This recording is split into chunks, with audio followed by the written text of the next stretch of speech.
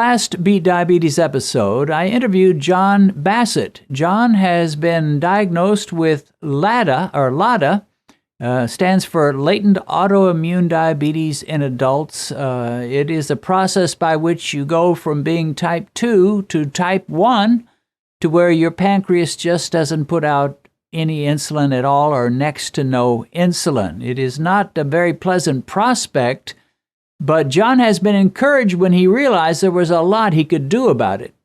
You know, I just am so impressed with John's attitude toward diabetes and the steps he's taking to make sure that he beats diabetes and diabetes does not beat him.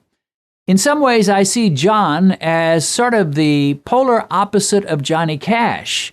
You say, what do you mean by that? That John Bassett's not a very good singer? No, I'm not talking about his singing ability. But, you know, Johnny Cash had diabetes and he just ignored it. In fact, he would tell people, at least it's been reported, that he would tell people, I deny my disease. I deny my diabetes. Well, it got the best of him. When he was my age, the age of 71, he was a wreck. He could hardly see, just almost blind. He could barely walk. Oftentimes he was in a wheelchair. He had tremendous nerve damage and nerve pains, neuropathy. He had had pancreatitis, just all kinds of things, and finally died at the age of 71. He had denied his disease, but it had not denied him. The John that I interviewed in this interview, John Bassett, he embraces the fact that, yeah, this is what I've got, but he doesn't stop there, and he is determined that it's not going to whip him. And I just commend him for having such a great attitude. Let's go to that conclusion of the interview right now. Now, was weight ever an issue for you? You don't appear very, very big as I'm looking at you on the screen. Yeah, weight, growing up, I was also very thin. In fact, I kind of blamed this partially for my carbohydrate addiction. When I was a teen, I was rather thin, and the doctor told my mom to let me eat whatever I wanted in order to put on weight. So, of course, what did I eat? Junk food, right? Twinkies, cupcakes, sweet tea, Coca-Cola, Pepsi. And I did that well into my 30s. I was I was 128 when I got married in 1985. And then from eating all that junk into my mid-30s, I got up to about 185 pounds. Okay, I'm 5'9". Not horrible, but definitely transcended from where I'm at. And about a year and a half ago, as I said, I was maybe fighting it a little bit. I had some reflux issues, and I ate a lot more, and I was maybe always averaging around 160, 165, and the acid issues, I ate more, and I bumped back up to 175. But then the insulin issues, lack of insulin in my body came in, and I went through the diabetic weight loss, and I fell down to 145 pounds. I've been maintaining.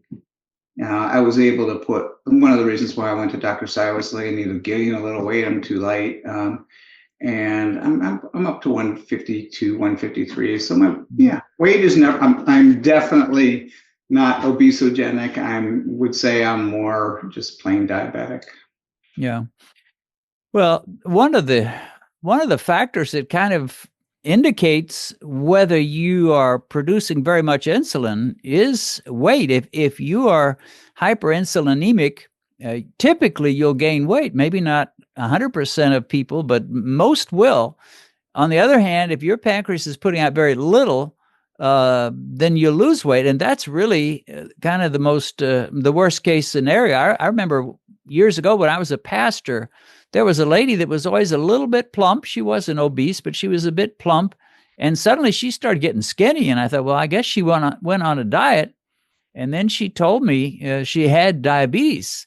Well, most type 2 diabetics, they don't get skinny. They get big. Right. So insulin has an effect on all that, doesn't it? Yeah, that was a good indicator for me that I was starting down that road in December of of 2023, I was about 165 pounds, and 6 months later, I was 145 pounds.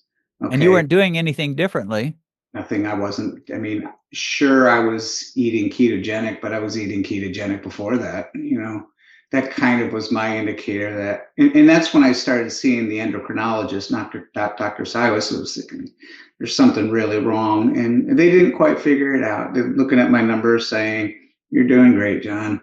But my weight dropped. It was a solid indicator, and it wasn't super fast because my pancreas is sputtering along, right? It's like a car running out of gas. You're still moving, then you stall, and along with that, my weight dropped. So you're taking insulin right now. Is that right? Yes. Yeah. And Yeah. most likely you'll need to take insulin the rest of your life. I hear people say things like, I just felt like if I had to take insulin, my life would be over. They'd almost rather face a grizzly bear in the woods than face a shot with insulin in it. And sometimes I think that's a bit of an overreaction. I mean, there's worse things in the world than giving yourself insulin. Would you not agree? Yeah, I treat it as a science experiment. I'm very analytical, and to me, those little dial pens, the Novolog, Tresiba, etc., is quite a bit easier than giving like the normal insulin shots where you have the longer needles. So I'd say maybe it'd be different if I had to use a more intrusive needle, but these pens, I just don't understand that. It's just no big deal. I get up in the morning, I check my blood sugar, I give myself my prescribed dosage. I have if I eat something that sends me in an upward direction, and it crosses over a threshold, I give myself a certain amount of Novolog fast acting. And then I watch it throughout the day. I got a CGM, fortunately.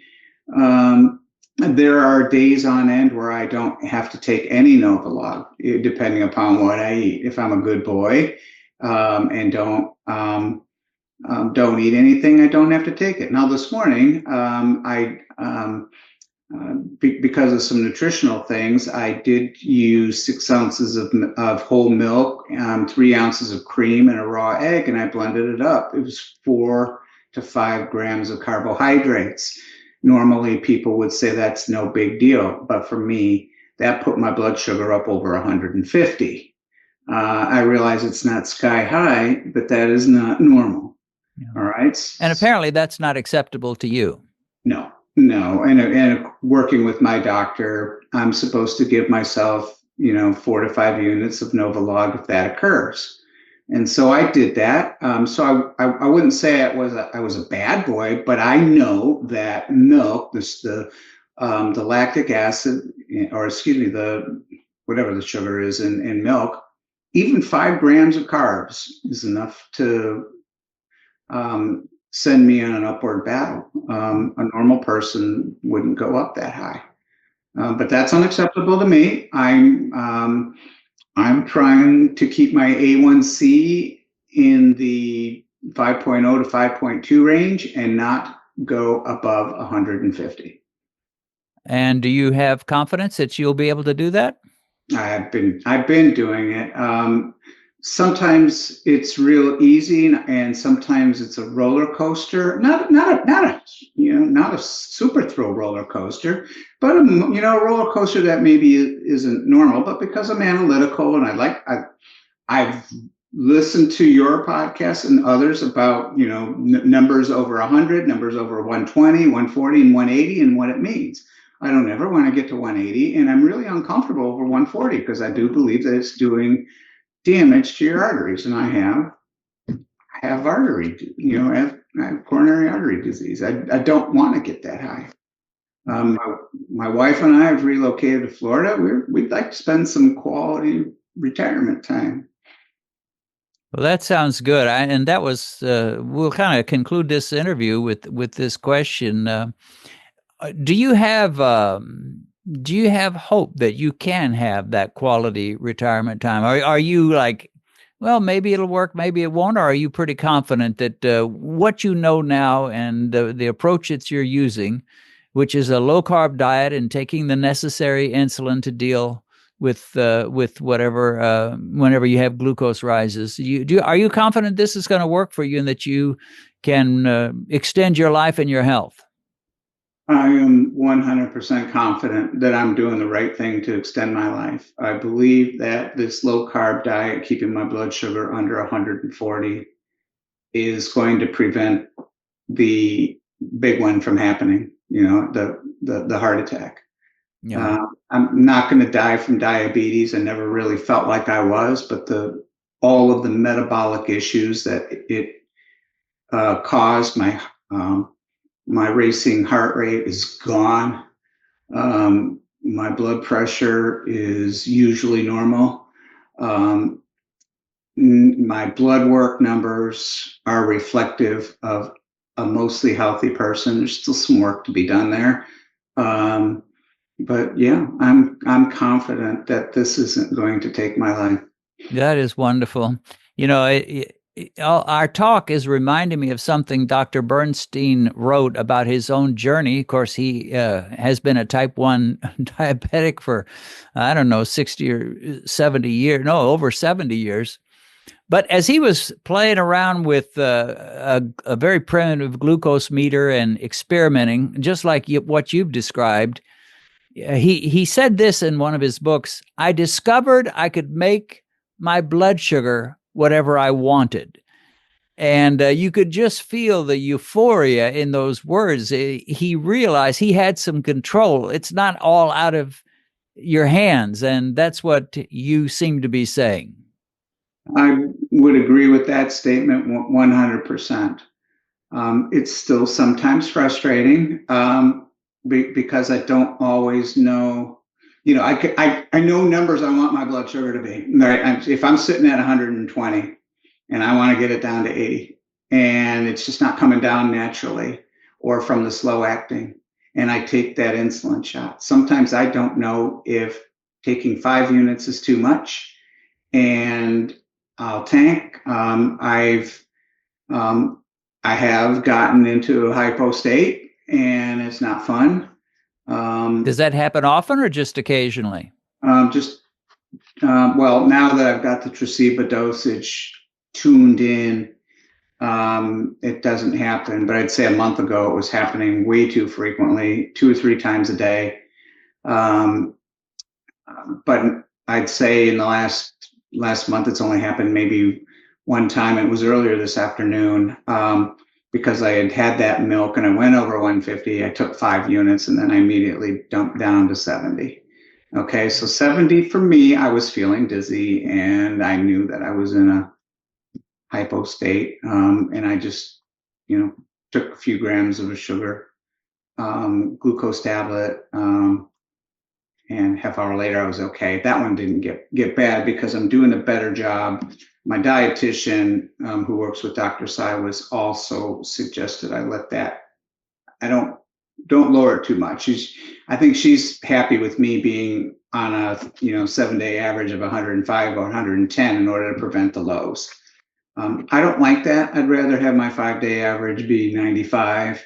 But in the end, it looks like the A1Cs are good, right? My last A1C was 5.0. My guess is my next one will be a little higher because I have let my blood sugar go a little higher, so I don't get the hypos. But to your point about Dr. Bernstein's book, it is within my control, and I just have to be careful with it. If you've recently been diagnosed with diabetes and you've just discovered this channel, let me recommend that you go to our uploads page, which will give you access to every diabetic video we've posted since we began. As you work your way through all our videos, I believe you'll find the help you need. A link to our uploads page is in the description.